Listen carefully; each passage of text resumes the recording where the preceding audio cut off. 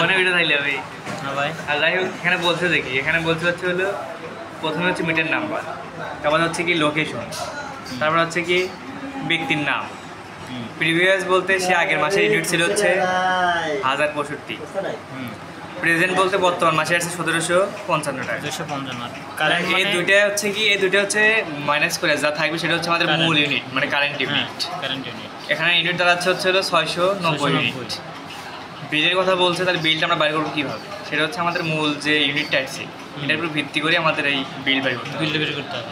তাহলে বিল বাইর করার ক্ষেত্রে আমাদের কিছু সূত্র, কিছু নিয়ম আছে। সেটা হচ্ছে উপরে একদম কী লেখা আছে এখানে, কোনো গ্রাহক যদি 100 ইউনিটের কম ব্যবহার করে তাকে প্রতি ইউনিট প্রতি দিতে হবে 5 টাকা করে।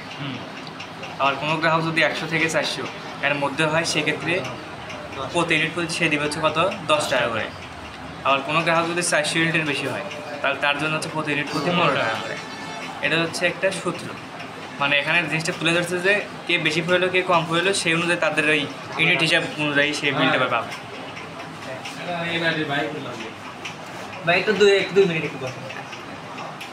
তাহলে এখানে কি বলছে, সূত্রের ক্ষেত্রে হচ্ছে প্রথমে আমাদের সর্বপ্রথম যেটাই করি, এখানে লজিক্যাল একটা মাধ্যম, সেটা হচ্ছে আমাদের প্রথমে ইকুয়াল ইফ ফার্স্ট ব্র্যাকেট এতটুকু দিতেই হবে।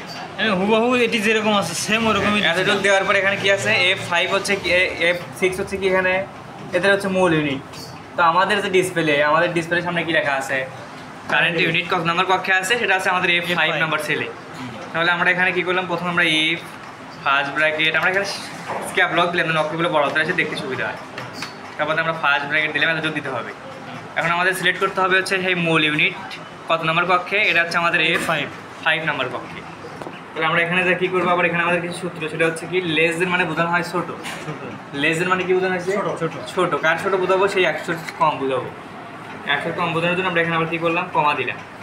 কমা দেওয়ার পর এখানে আমাদের কি আছে, ইফ ব্যবহার করছি। আমরা এখানে ব্যবহার করবো হচ্ছে সেই F5 হাত লিখে দিব, F5 লেখার পর গুণ হচ্ছে এর সাথে কত টাকা, 5 টাকা। কমা দিয়ে আমাদের কী করলাম, প্রথম লাইনটা আমরা শেষ করে দিছি।